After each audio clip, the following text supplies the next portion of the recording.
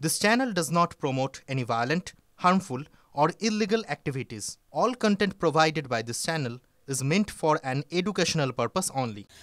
আরও একবার জেলা সম্পাদকের দায়িত্ব পেতে চেয়েছিলেন, কিন্তু সিপিএমের উত্তর ২৪ পরগনার জেলা কমিটিতে ভোটাভুটিতে সবকিছু ওলটপালট হয়ে গেল। জেলা কমিটিতেই ঠাঁই হলো না সিপিএমের উত্তর ২৪ পরগনার বিদায়ী জেলা সম্পাদক মৃণাল চক্রবর্তীর।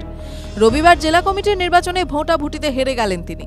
এদিকে এদিন জেলা কমিটি গঠন হলে জেলা সম্পাদক ঠিক করা হয়নি। গত ৭ ফেব্রুয়ারি থেকে ৩ দিন বারাসাতে সিপিএমের জেলা সম্মেলন হয়।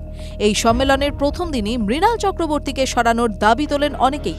সম্মেলনের শেষ দিন ৭৪ জনের জেলা কমিটির নামের প্যানেল পেশ করা হয়। সেই কমিটি নিয়ে একাধিক এরিয়া কমিটি থেকে আপত্তি ওঠে। বিকল্প হিসেবে আরও ২৭ জনের নাম প্রস্তাব করা হয়।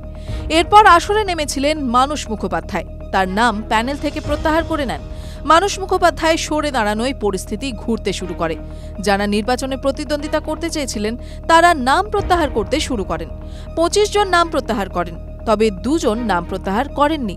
তারা হলেন মধ্যমগ্রামের সনদ বিশ্বাস ও রাজারহাট নিউ টাউনের সৌমেন চক্রবর্তী। এই ২ জন নাম প্রত্যাহার না করায় এদিন ভোট হয়।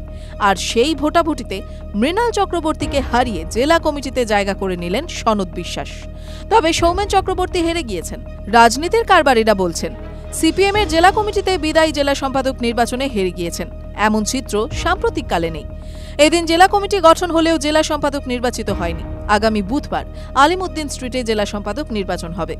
এদিন জেলা সম্পাদক নির্বাচন না হওয়া নিয়ে সিপিএমের একটি অংশের ব্যাখ্যা, সময়ের অভাবে এদিন জেলা সম্পাদক নির্বাচিত করা যায়নি।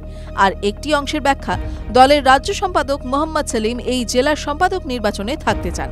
এদিন অন্য কারণে ব্যস্ত থাকায় বারাসাতে যেতে পারেননি। তাই বুধবার আলিমউদ্দিন স্ট্রিটে জেলা সম্পাদক নির্বাচিত করা হবে।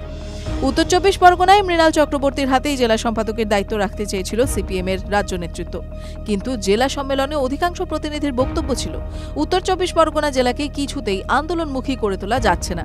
নির্বাচনের ফল অত্যন্ত খারাপ।